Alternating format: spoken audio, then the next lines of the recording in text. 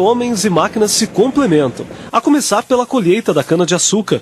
A maior parte é mecanizada, mas nos terrenos irregulares o serviço braçal é indispensável. O Paraná é o quarto maior produtor de cana-de-açúcar do Brasil, com 42 milhões de toneladas. Para a produção do etanol, nas usinas o primeiro passo é picar a cana e passá-la no desfibrador. Depois é hora da moagem. A cana é esmagada. 30% viram um bagaço, que gera energia para manter as máquinas funcionando. Esse caldo escuro é de onde sai o etanol. Depois de passar por uma peneira gigante, o caldo é aquecido a 110 graus para ser esterilizado. No decantador, as impurezas são retiradas. Terminado o processo de limpeza, é hora da fermentação. Depois de 9 horas, o resultado é o vinho fermentado. O vinho vem para os aparelhos de destilação. Para você fazer o álcool hidratado, o convencional é você passar o vinho em duas colunas, que é chamada a coluna A e a coluna B, aonde a gente extrai o álcool hidratado. O etanol hidratado é o que vai direto para as bombas. Já o anidro é misturado à gasolina. Todo o processo de produção do etanol dura em média 13 horas. Depois o produto fica armazenado nesses tanques, pronto para ser transportado. Já nas bombas de combustíveis, o etanol é escolhido por aproximadamente 30% dos donos de automóveis. Nunca usei gasolina.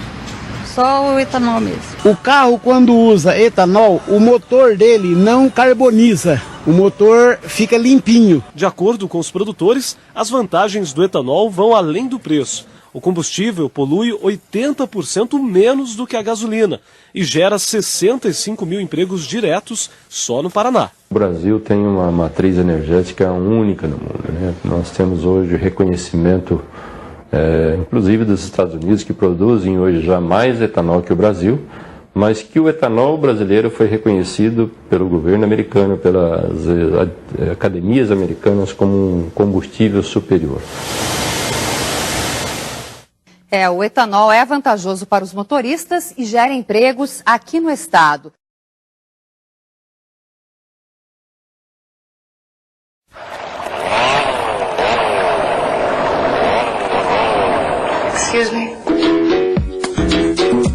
De olho no chamado combustível verde ou biocombustível, o mundo se vira para o Brasil. Até George Bush, presidente do país que produz etanol a partir do milho, deu sinais de interesse no álcool verde e amarelo. Há bons motivos para isso, explicam especialistas em energia. Até porque os Estados Unidos não são capazes de produzir o etanol que eles precisam, eles vão ter que importar.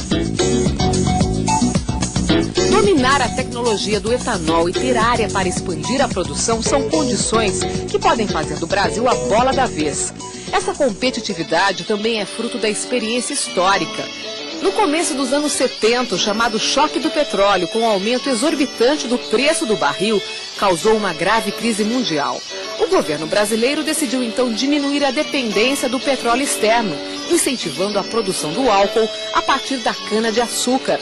Nascia aí o pró-álcool. A produção de álcool depende só dos brasileiros. Enquanto houver sol. A decisão, olha, eu vou plantar cana e não vou mais plantar soja. O físico e ambientalista Délcio Rodrigues avalia que o pró-álcool teve impactos negativos, mas também tem seu mérito. Uma melhoria de qualidade do ar nas cidades, nos anos 80 isso foi muito significativo. Nós tivemos uma geração de empregos importante em algumas regiões, das regiões principais produtoras, do interior de São Paulo, mas também foram impactos negativos. Durante muito tempo lançamos vinhotos nos rios para o aumento da produção. Houve um desmatamento importante nos anos 70, 80.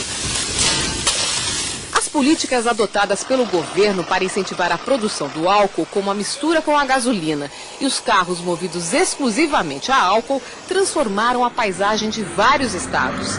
Na região sudeste, ficamos nas mãos da monocultura. Em Sertãozinho, por exemplo, no interior de São Paulo, nós temos a área do município, 73% da área do município hoje é ocupada por cana-de-açúcar. Você não tem mais espaço para nenhum tipo de produção. Há muito tempo que o brasileiro tentando fazer. Mas o físico Rogério César de Cerqueira Leite tem outra opinião. Sempre se falou, por exemplo, que o pró-álcool ia acabar com as culturas, mas o que se verificou justamente na região de Ribeirão Preto, que está a maior densidade de usinas e de produção de cana, e que a produção de outros alimentos também aumentou. Quer dizer, na realidade, é muito pouco provável que a cana expulse outras culturas. Se os impactos ambientais causados pela monocultura provocam divergências, o impacto econômico foi indiscutível. Uma nova pesquisa mostra que o etanol tem um rendimento médio equivalente a 80% e não a 70% do desempenho da gasolina. Portanto, abastecer o carro com álcool pode ser mais vantajoso do que se pensava. Na hora de abastecer, o que você prefere? Álcool. Por quê? Porque é mais barato. Gasolina. Por quê? Porque compensa mais. Meia. Para decidir, é preciso recorrer à matemática. 1 litro de gasolina eu vou rodar bem mais do que 1 litro de álcool, né? Mas aí, tirando aquele valor, os 70%, eu acho que ainda compensa pôr o álcool. Mas como escolher? Uma pesquisa realizada com carros de todo o Brasil mostrou que no dia a dia, nas ruas, a diferença de desempenho do álcool para a gasolina é muito menor do que se imaginava. Optar pelo etanol é vantagem para o bolso do consumidor.